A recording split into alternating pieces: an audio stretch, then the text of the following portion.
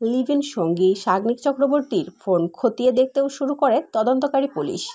আর দুজনেরই ফোন দেখতে গিয়ে তদন্তকারী দলের কাছে একটি নাম বারবারই উঠে আসছে। সূত্রের খবর, সেই নামটি হলো স্টিভ। সাগ্নিক একটি বেআইনি কল সেন্টার চালাতেন বলে অভিযোগ পাওয়া গেছে। স্টিভ নামে এক ব্যক্তির উল্লেখও পাওয়া গিয়েছে বেআইনি কল সেন্টারের হোয়াটসঅ্যাপ গ্রুপেও। কিন্তু কে এই স্টিভ এবং সাগ্নিক পল্লবীর সঙ্গেই বা তার কি যোগ রয়েছে? তবে কি মৃত্যুর জন্য কি স্টিভ দায়ী? এই উত্তর পেতে নতুন করে তদন্ত শুরু করেছে পুলিশ।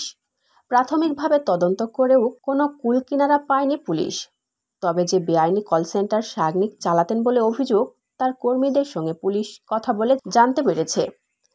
সূত্রের খবর, এই কর্মীদের সঙ্গে কথা বলে প্রাথমিকভাবে পুলিশ মনে করছে স্টিভ আর কেউই নয়, খোদ সাগ্নিকই। পুলিশ সূত্রের খবর, সাগ্নিকের কল সেন্টারের সঙ্গে অস্ট্রেলিয়ার যোগ রয়েছে এবং অস্ট্রেলিয়ার পরিচিতদের কাছে সাগ্নিক নিজেকে স্টিভ বলেই পরিচিত দিতেন বলেই মনে করছেন তদন্তকারীরা।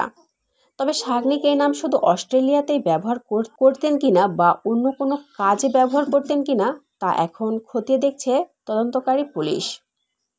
এদিকে বৃহস্পতিবার সাগ্নিকের পুলিশি হেফাজতের মেয়াদ 30 মে পর্যন্ত বাড়ানোর নির্দেশ দিয়েছে আদালত। বৃহস্পতিবার তাকে আদালতে পেশ করা হয়। সাগ্নিকের ব্যাংক অ্যাকাউন্টগুলো আরও ভালোভাবে খতিয়ে দেখতে চাইছে বলেই আদালতে তদন্তকারী দল জানিয়েছে। এরপর আদালতে সাগ্নিকের পুলিশি হেফাজতের মেয়াদ বাড়ানোর নির্দেশ দেওয়া হয়।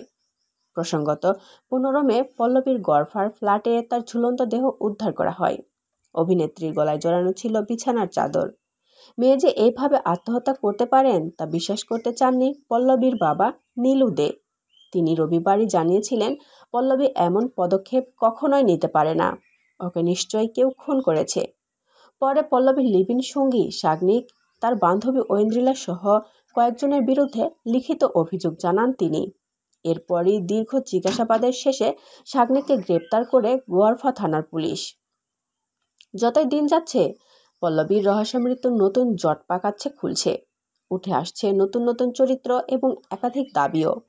ময়নাতদন্তের প্রাথমিক রিপোর্টে পল্লবী আত্মহত্যা করেছেন বলে উঠে এলেও তার মৃত্যুর নেপথ্যে ঠিক কী কারণ তা খুঁজতে তৎপর পুলিশ।